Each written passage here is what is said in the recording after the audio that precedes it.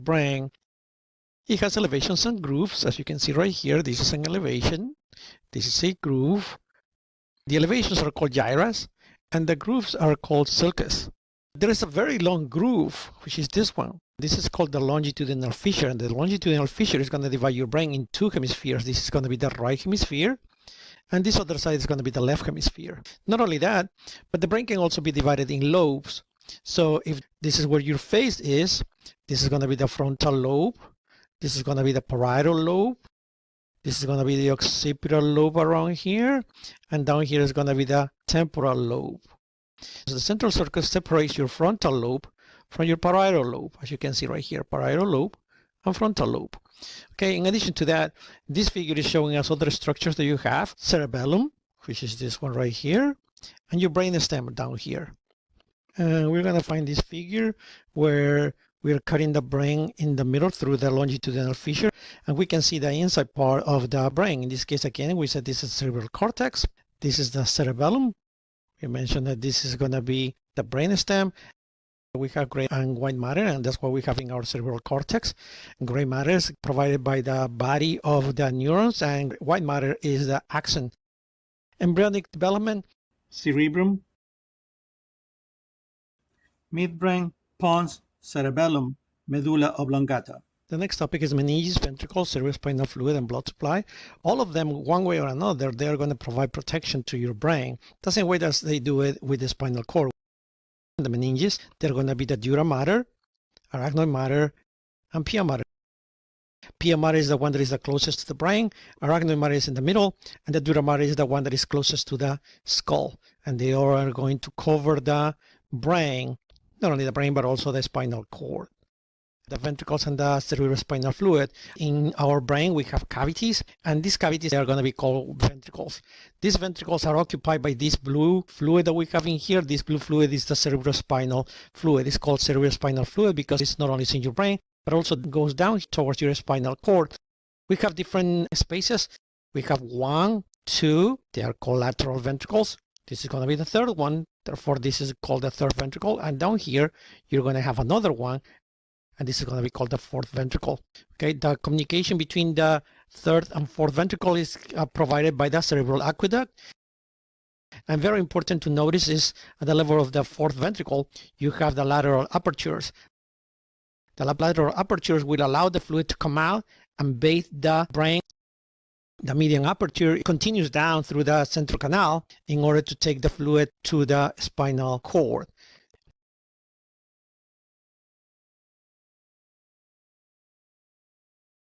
The cerebrospinal fluid is formed in the choroid plexus. Inside the choroid plexus, you're going to find the ependymal cells that are going to start producing the cerebrospinal fluid. They produce approximately 500 milliliters, and 350 milliliters more or less of that fluid is reabsorbed. And we have 150 milliliters most of the time inside our brain and our spinal cord.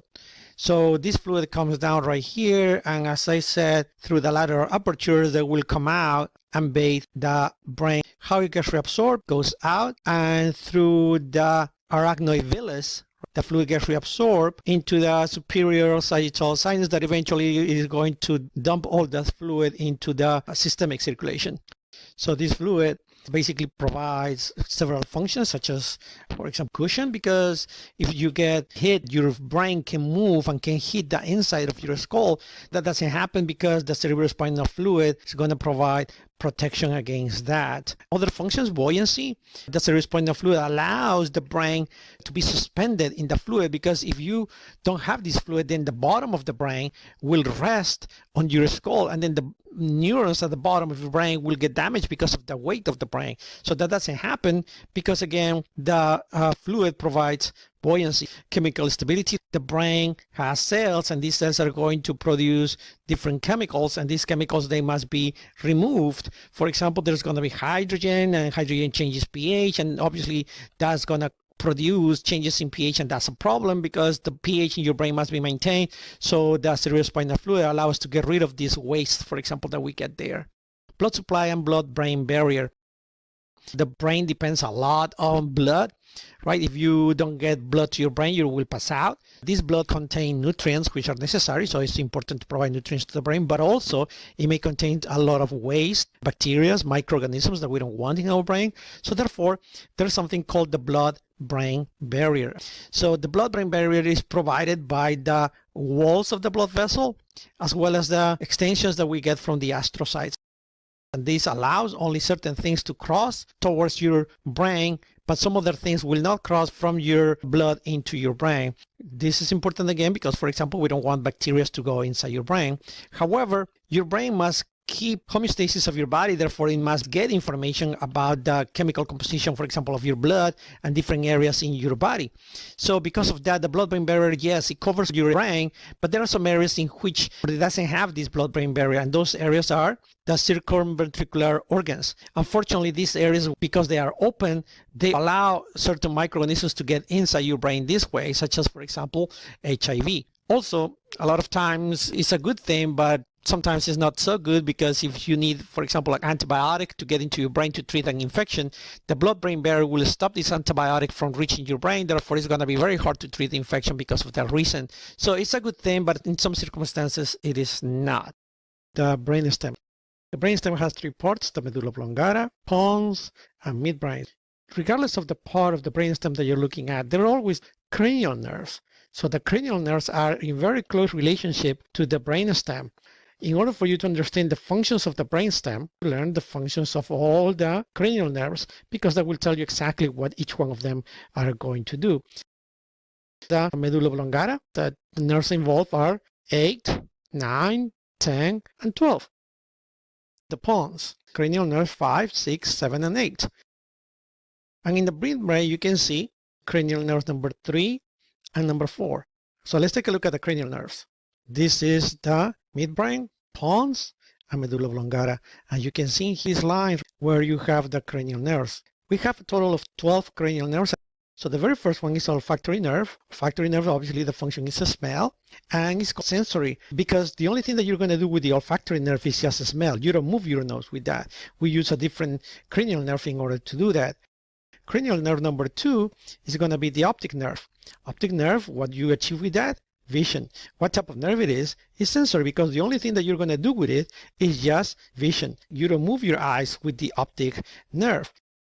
Cranial nerve number 3 is called oculomotor. Oculo sounds like eye, motor sounds like movement, so therefore this one is going to help you with eye movements. So therefore this is mainly motor. So far you can see that there are some cranial nerves that are pure sensory, such as olfactory nerve, which is just for smelling, you don't move anything.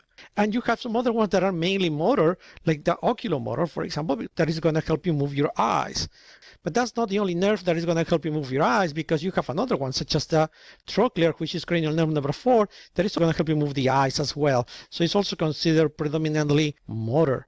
The next one is going to be cranial nerve number 5, trigeminal. Tri sounds like 3, because this nerve has actually 3 branches. Division 1 is ophthalmic. Division 2 is going to be maxillary, and division 3 is going to be mandibular. So this nerve, trigeminal, is considered mixed. Why? Because you actually have pieces that are going to be sensory and pieces that are going to be motor. The next one is going to be cranial nerve number 6, which is abducens. This is also predominantly motor because it helps you move your eyes. Cranial nerve number 7 is facial. It's considered mixed because it helps you taste, but it also moves a lot of muscles that you have in your face. It has 5 branches. They're going to be temporal, zygomatic, buccal, mandibular, and cervical. Next one, vestibulocochlear. This one is in your ears. This one helps you with hearing and equilibrium, and it's mainly sensory. The next one is going to be glossopharyngeal. Glosso means tongue. So this one helps you move your tongue, helps you taste, also helps you with salivation and gagging.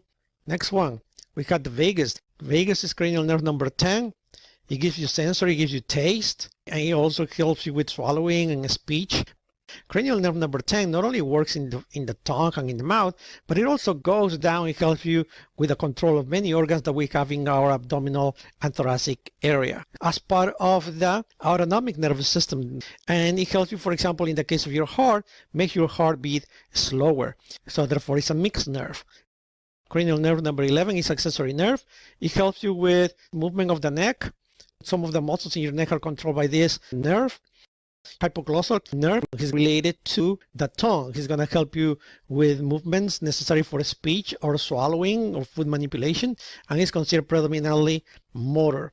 So now you have learned that some nerves are sensory, some nerves are motor, and some nerves are mixed.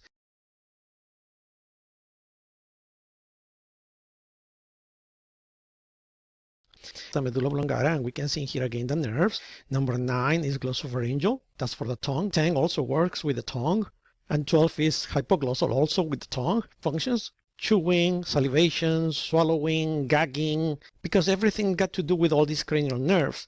Also, don't forget that we have cardiovascular control as well as gastrointestinal control. Remember I told you cranial nerve number 10 is vagus, and that one goes all the way down to your abdomen and thorax in order to control the heart, control gastrointestinal movements.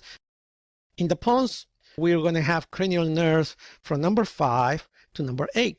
Number 8 is vestibulocochlear, so that one is for hearing, for equilibrium. Number 5 is trigeminal. That got to do with the sensations in your face. Number 6 is abducens, which is eye movement, taste, and facial movement. With number 7, midbrain, related to cranial nerve number 3, oculomotor.